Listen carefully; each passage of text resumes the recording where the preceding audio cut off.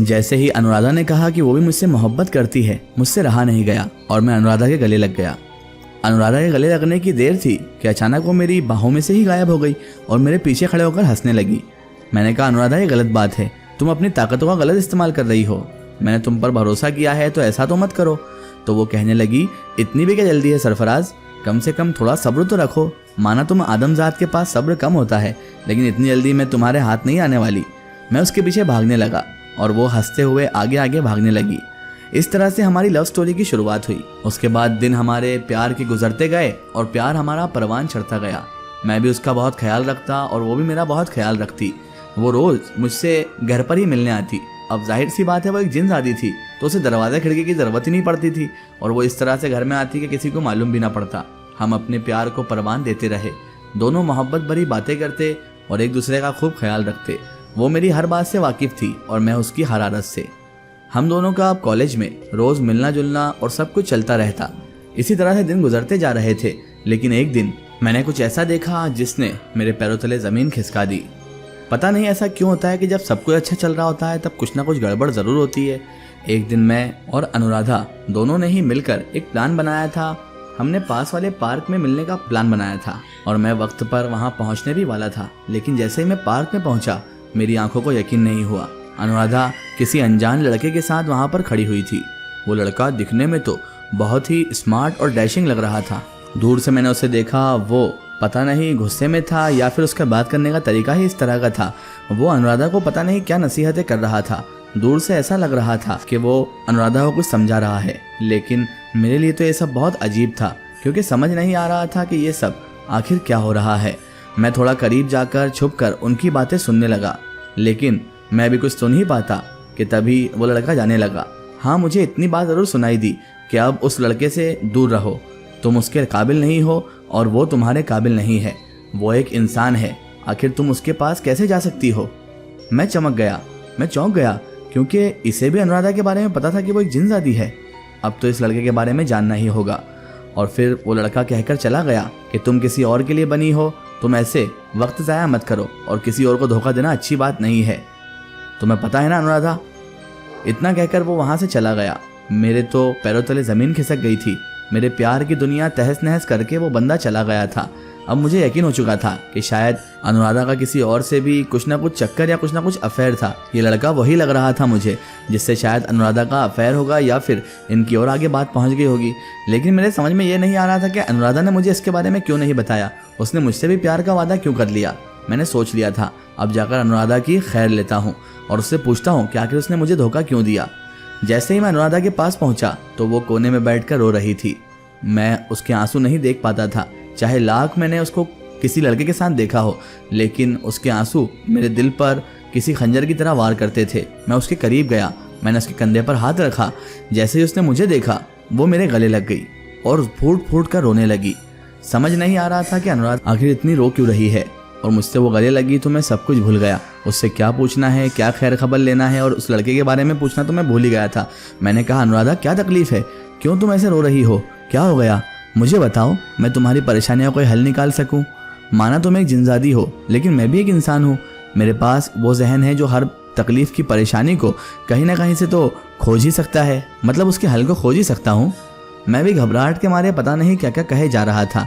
अनुराधा मुझसे बोली, तुम जानते हो अभी जो आया था वो कौन था। मैंने कहा, देखो अनुराधा, मैंने ज़्यादा बातें तो नहीं सुनी, लेकिन इतना ज़रूर सुना कि वो कह रहा था तुम किसी और के लिए बनी हो और उस लड़के से हमेशा हमेशा के लिए दूर हो जाओ। अनुराधा बोली, हाँ, वो मेरा भाई था और वो कह रहा था कि मैं तुमसे दूर हो जाऊं। लेकिन मैं तुमसे दूर कैसे हो सकती हूँ यार, सरफराज, मैंने तुमसे मोहब्बत की है। अब तुम जिन्नज़ाद नहीं हो तो क्या इसमें मेरी गलती है, या मैं जिन्नज़ाद हूँ क्या इसमें तुम्हारी गलती है। क्या मोहब्बत जाति धर्म या मजहब या फिर मखलूक देख के होती है? मोहब्बत तो मोहब्बत होती है ना सरफराज, फिर ऐसा क्यों, ये पाबंदियां हम पर ही आयत क्यों होती हैं। मैंने कहा, अनुराधा, तो क्या उसके कहने से तुम मुझे छोड़ दोगी। अनुराधा और रोने लगी और कहने लगी, बस यही तो तकलीफ है मुझे, मैं तुम्हें भी नहीं छोड़ सकती और उसका कहा भी टाल नहीं सकती, आखिर वो भी मेरा भाई है सरफराज। तो मैंने कहा, तो फिर इसका मतलब क्या है, तुम मुझसे दूर चले जाओगी। अनुराधा कहने लगी, नहीं, मैं तुमसे हरगिज़ दूर नहीं हो सकती, चाहे कुछ भी हो जाए। मैं किसी और की नहीं हो सकती अब, क्योंकि मैंने तुमसे मोहब्बत की है सरफराज, और तुम्हारे अलावा मैं किसी की नहीं हो सकती। मैंने उसे इस बात पर गले लगा लिया और कहा, मैं खामखा तुम पर शक कर रहा था, तुम तो वाकई मुझसे मोहब्बत करती हो और मुझसे भी कहीं ज़्यादा मुझे चाहती हो। अनुराधा बोली, देखो सरफराज, हम जिनजात अगर किसी को दिल में बसा लें तो मरते दम तक उसे नहीं भूलते। अब मैं जब मरूंगी ना, तभी तुम्हारी मोहब्बत खत्म होगी। मैंने उसके लबों पर हाथ रखा और कहा, आइंदा कभी मरने की बात मत करना, मेरी जिंदगी भी तुम्हें लग जाए अनुराधा। मैं जीकर क्या करूंगा अगर तुम चले जाओगी तो? इससे अच्छा तो है कि मैं तुमसे पहले मर जाऊं। वो कहने लगी, ऐसी फिजूल बातें मत करो सरफराज, पहले ही मैं बहुत परेशान हूँ। मैंने कहा, तो फिर चलो हम परेशानी का हल ढूंढते हैं। मैंने उससे ऐसा कहा तो वो कहने लगी, कहाँ चलें और कैसे ढूंढेंगे ये हल? तो मैंने कहा, अभी तो फिलहाल यहाँ से तो चलो। इसे उदास बैठने से, रोने से अगर हल निकलता हो तो मैं भी रोने लग जाता हूँ। उसे कैसे भी समझा बुझाकर मैं वहाँ से उठाकर लाया। हम कैंटीन में गए और वहाँ पर चलकर मैंने पहले कुछ खाया और उसे भी खिलाया। उसे मिठाइयों का बड़ा शौक था और मीठी चीज़ें वो बहुत पसंद करती थी, इसीलिए मैंने उसके लिए बहुत सारी स्वीट डिशेस ऑर्डर की और उसने आराम से बैठकर मेरे सामने खाई और मैंने भी उसके साथ शेयर की। खा पी लेने के बाद मैंने अनुराधा से पूछा, आखिर तुम्हारा भाई चाहता क्या है? अनुराधा ने मुझे उसकी स्टोरी सुनाना शुरू करी कि बचपन से ही मेरा खाला का लड़का और मेरी रस्म कर दी गई थी। हमारे यहाँ किसी और को लड़की नहीं देते, खानदान में ही रिश्ते कर दिया करते हैं। मेरी जो मौसी यानी मेरी जो खाला थी, उन्हीं के लड़के से मेरी बातचीत बचपन से ही तय कर दी गई थी और हम दोनों को एक दूसरे के लिए तैयार भी कर दिया गया था। लेकिन अब बड़े होकर अगर मुझे किसी और को पसंद करने का हक नहीं, तो ये कैसा अधिकार है? तुम ही बताओ सरफराज, अब मैंने तुमसे मोहब्बत करके गलती की है क्या? मैंने कहा, देखो, या तो तुम्हें पहले से सोच लेना था कि तुम किसी और से मोहब्बत करोगी, या फिर तुम्हें घर वालों को कह देना था कि वो बचपन की बातचीत को खत्म कर दें, इतनी आगे बात ही नहीं बढ़ने देना थी। तो उसने मुझे बताया कि उससे पूछकर ये सब नहीं किया गया था, बल्कि वो तो जब छोटी थी तभी ये सब कार्यक्रम सेट कर दिए गए थे और ये सब बातें, ये बातचीत तय कर दी गई थी। लेकिन वो अब मुझसे मोहब्बत कर बैठी है, इसमें उसकी भी क्या गलती? मैंने कहा, देखो, तुम्हें एक बार अपने घर वालों से बात करना चाहिए अनुराधा, हो सकता है तुम्हारे घर वाले समझ जाएं। अनुराधा कहने लगी, एक बार तुम अगर जिनजात होते तो मैं ये सोच भी सकती थी सरफराज, लेकिन तुम एक आदमजात हो, तुम इंसान हो। और बुरा मत मानना, हमारी दुनिया में आदमजात को धोखेबाज के नाम से जाना जाता है, क्योंकि ऐसी कई जिनजादियां हैं जिन्हें आदमजादों ने यूज करके फेंक दिया, उनको कहीं का नहीं छोड़ा और फिर आखिर में उन्हें जिनजात से ही शादी करना पड़ी। इसीलिए मेरे घर वाले कभी भी इस बात पर राजी नहीं होंगे कि मैं एक आदमजात से मोहब्बत करूं या उससे आगे का कुछ सोचूं।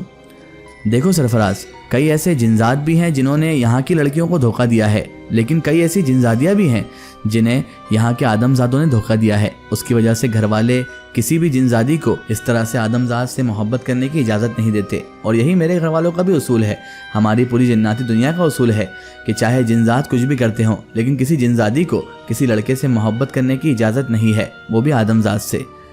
मैंने कहा, ये तो बड़ी परेशानी वाली बात कर दी तुमने, अब क्या करेंगे हम दोनों? तुम ही बताओ अनुराधा, तुम ही कोई हल सुझाओ इस चीज़ का। मुझे तो कुछ समझ नहीं आ रहा है और मेरा दिमाग ने काम करना बंद कर दिया है। हम दोनों परेशान हाल से बैठे हुए थे, इस बारे में सोच रहे थे। तभी अनुराधा बोली, देखो सरफराज, अगर मेरे घर वाले ना माने तो वो मुझे कैद कर देंगे, और अगर उन्होंने मुझे कैद कर दिया सरफराज, तो तुम मुझे कभी नहीं देख पाओगे। इसीलिए भला इसमें ही है कि मैं झूठ मूठ का नाटक वहाँ करती रहूँ और उन लोगों को भी थोड़ा वक्त तक झुलाती रहूं। तब तक हम कोई ना कोई हल इस चीज़ का निकाल लेंगे। अगर मैंने साफ इनकार कर दिया तो शायद वो मुझे अभी कैद कर देंगे और हम कभी मिल नहीं पाएंगे। इसका एक ही स्टोरी हम देखेंगे इसके अगले पार्ट में। अगर आप भी अपनी लाइफ की कोई रियल स्टोरी या कोई भी स्टोरी हमसे शेयर करवाना चाहते हैं ताकि हम उसे अपने चैनल पर अपलोड करें, तो आप हमारे Facebook page my story book और Instagram page my story book को फॉलो कर सकते हैं। Facebook insta page my story book को फॉलो करें और उस पर हमसे जुड़ें।